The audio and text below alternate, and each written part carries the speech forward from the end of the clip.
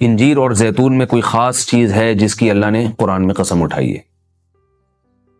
اللہ تعالیٰ کی عادت ہے کہ کبھی بھی اپنے پیغمبروں کی خوراک وہ چیز نہیں بناتے جو صحت کے لیے نقصان دہ ہو، اور قرآن میں ایسی چیز کا تذکرہ نہیں کرتے بطور نعمت کے جو صحت کے لیے نقصان دہ ہو۔ تو اس یقیناً انجیر اور زیتون میں کوئی اضافی چیزیں ہیں کہ اللہ نے قرآن میں انار کا بھی ذکر کیا، اللہ نے انگور کا بھی ذکر کیا، مگر میرے علم میں ایسی کوئی آیت نہیں جس میں انار یا انگور کی قسم اٹھائی ہو۔ تو یہ بھی یقیناً بہت بہترین پھل ہیں، لیکن انجیر اور زیتون کی اللہ قسم اٹھا رہے ہیں کہ یہ گواہ ہیں کہ انسان بہت بہترین ہے۔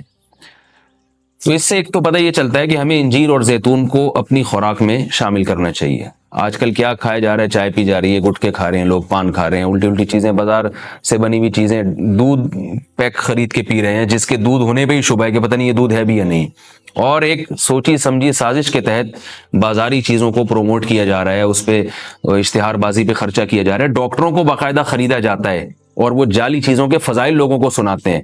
لوگ یہ سمجھتے ہیں کہ ڈاکٹروں میں دو نمبری ہو ہی نہیں سکتی، یہ غلط ہے۔ بہت سارے ڈاکٹر لوگوں کو بہت ساری غلط چیزوں پہ لگا رہے ہیں۔ تو یہ بازار کی چیزوں سے آپ اجتناب کریں، اور وہ چیزیں جو اللہ نے انسان کی خوراک کا حصہ نہیں رکھی ہیں، سگریٹ اللہ نے انسان کے پینے کے لیے پیدا نہیں کی ہے، ہیروئن، چرس، یہ سب نشے کی چیزیں ہیں جو ہمارے مذہب میں ویسے ہی حرام ہیں، تو ان سے اجتناب کرنا چاہیے۔ انجیر اور زیتون کے کیا فضائل ہیں؟ میڈیکل سائنس نے ثابت کیا ہے، اور حکیم جو ہیں، ماہر حکیم ہیں، طبیب ہیں، وہ بتاتے ہیں کہ یہ دو ایسی چیزیں جو انتہائی طاقتور ہیں، لیکن ان میں کمال یہ ہے کہ یہ آپ کے جسم میں چربی نہیں پیدا کرتی اگر اعتدال سے ان کا استعمال کیا جائے۔ ہم دیکھتے ہیں کہ جب بھی کوئی چیز بہت زیادہ انرجی دیتی ہے ہمیں، تو ساتھ ساتھ ایک اس کے ساتھ مصیبت یہ ہوتی ہے کہ وہ موٹاپا بھی لاتی ہے، وہ چربی بھی بڑھاتی ہے، وزن بھی بڑھاتی ہے۔ لیکن انجیر بہت طاقتور چیز ہے، نہ صرف یہ کہ آپ کے جسم میں چربی بڑھاتی نہیں ہے بلکہ چربی کو ختم کرتی ہے، کولیسٹرول لیول آپ کا گراتی ہے۔ یہ زیتون میں بھی ایسے ہی ہے کہ زیتون آپ کی صحت کے لیے انتہائی مفید اور بہت طاقتور ہے، اور کولیسٹرول لیول آپ کا کم کرتا ہے، لیکن یہ ضروری ہے کہ اعتدال سے ہو۔ اگر آپ بہت زیادہ کھانا شروع کر دیں گے تو پھر زیتون بھی چربی پیدا کرتا ہے۔ ظاہر ہے اعتدال تو ہر چیز میں ضروری ہے۔ اور کچھ چیزیں ایسی ہیں انجیر اور زیتون میں جو میڈیکل سائنس کہتی ہے کہ انجیر پیٹ کے کیڑوں کو ختم کرتی ہے، انجیر قبض کو ختم کرتی ہے۔ قبض کا سب سے بہترین علاج ہی انجیر ہے۔ لوگ اس طرف توجہ نہیں دیتے، دوائیں کھاتے ہیں، ایلوپیتھک دوائیں کھاتے ہیں، اس کے سائیڈ ایفیکٹ بہت سارے ہوتے ہیں۔ تو اگر ہم اپنی خوراک میں روزانہ کچھ نہ کچھ انجیر کا استعمال رکھیں تو بہت ساری بیماریوں سے انشاءاللہ ہماری حفاظت ہو جائے گی۔ انجیر میں خاص بات یہ بھی ہے کہ یہ خون پیدا کرتی ہے، سالے خون جسم میں بناتی ہے، لیکن انجیر کے استعمال کا طریقہ یہ ہے کہ اس کو بہت زیادہ چبا کے کھانا چاہیے اچھی طرح۔ زیتون میں بھی اللہ نے بہت کچھ رکھا ہے۔ قرآن مجید میں اللہ تعالیٰ نے زیتون کی الگ سے بھی فضیلت بیان کی ہے۔ فرمایا کہ اللہ نے اپنے نور کی مثال دی ہے قرآن میں، اللہ نور السماوات والارض مثل نورہ کمشکاۃ فیہا مصباح المصباح فی زجاجہ الزجاجۃ کأنہا کوکب دری یوقد من شجرۃ مبارکۃ زیتونۃ لا شرقیۃ ولا غربیہ۔ اللہ نے فرمایا کہ میری مثال اس نور کی ہے، یعنی ہدایت کی ہے، کہ جیسے کسی اندھیرے میں کوئی چراغ رکھا ہو۔ اب اس چراغ میں اللہ نے مثال کس دی ہے؟ یعنی زیتون کی دی ہے، کہ وہ چراغ جس کو زیتون کے تیل سے جلایا جا رہا ہو، یعنی ایسے تیل سے جو مبارک درخت سے نکالا گیا ہو۔ تو اللہ نے وہاں بھی قرآن مجید میں سورہ نور میں بھی زیتون کے درخت کو اللہ نے مبارک درخت کہا ہے۔ ایک اور مقام پہ قرآن مجید نے زیتون کی تعریف کی ہے، فرمایا کہ وَشَجَرَةً تَخْرُجُ مِن طُورِ سَيْنَاءَ تَنبُتُ بِالدُّهْنِ وَالصِّبْغِ لِلْآكِلِينَ۔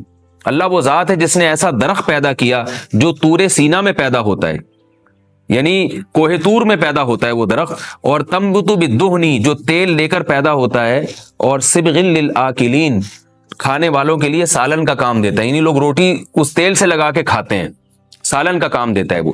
تو اب یہاں مناسبت دیکھیں کہ اللہ نے زیتون کا اس آیت میں ذکر کیا اور ساتھ ساتھ بتایا کہ یہ وہ زیتون ہے جو کوہ طور پہ پیدا ہوتا ہے، اور کوہ طور ویسے ہی ایک ایسی جگہ ہے جہاں اللہ نے لوگوں کی ہدایت کے لیے وحی کو نازل کیا۔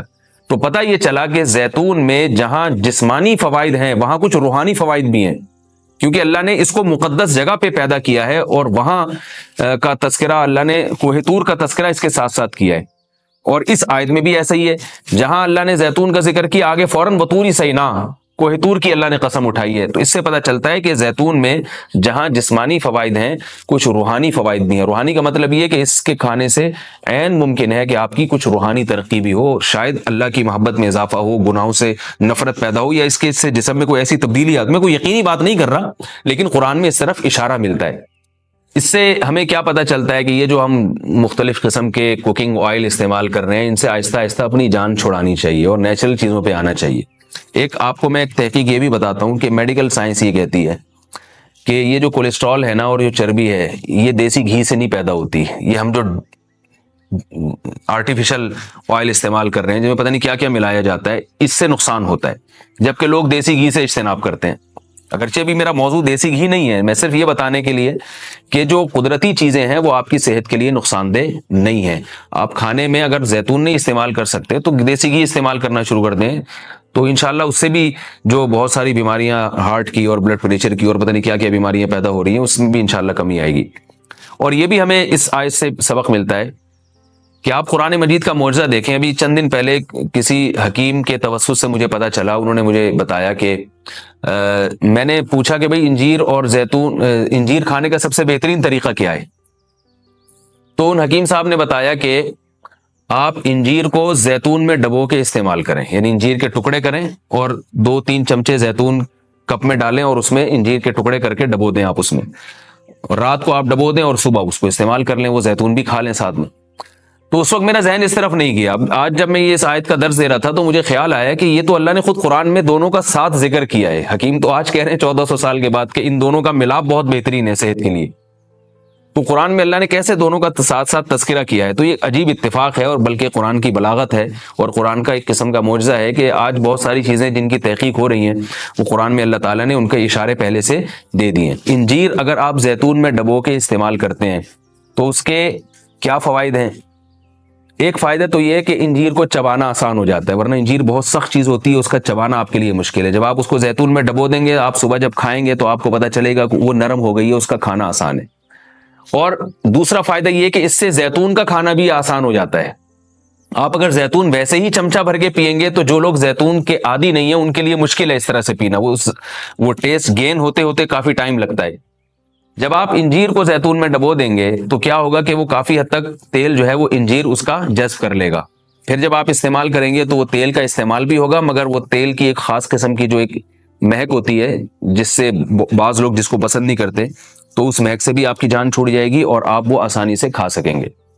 دوسرا فائدہ اس کا یہ ہوتا ہے کہ یہ جو کمبینیشن ہے انجیر اور زیتون کا، کچھ فائدے انجیر میں ہیں جو زیتون میں نہیں، کچھ فائدے زیتون میں ہیں جو انجیر میں نہیں، تو یہ کمبینیشن ایسا ہوتا ہے کہ آپ کو ایک صحت کے لیے ایک بہترین ٹونک مل جاتا ہے، کولیسٹرول لیول آپ کا کم ہو جاتا ہے، قبض آپ کا ختم ہو جاتا ہے، یعنی اطباء یہ کہتے ہیں کہ یہ 2 آتشہ بن جاتا ہے، یعنی انجیر کا فائدہ بھی ڈبل ہو جاتا ہے اور زیتون کا فائدہ بھی اس سے ڈبل ہو جاتا ہے۔ تو جب اللہ نے قرآن مجید میں ایک چیز کا بہت اہتمام سے تذکرہ کیا ہے تو ہمیں اس کو استعمال میں لانا چاہیے۔ میں نے عربوں کو دیکھا ہے وہ بہت زیادہ انجیر اور زیتون کا استعمال کرتے ہیں، مگر ہمارے ہاں صبح صبح لوگ جیم کا استعمال کر لیں گے، شہد نہیں استعمال کرتے، اور بچوں کو ٹافیاں کھلا دیں گے، انجیر نہیں کھلائیں گے کبھی بھی۔ میں اپنے والد صاحب کو دیکھتا تھا، وہ ہمیں انجیر لا کے دیا کرتے تھے، ہم کھاتے تھے اس کو شوق سے، والد صاحب خود بھی استعمال کرتے تھے۔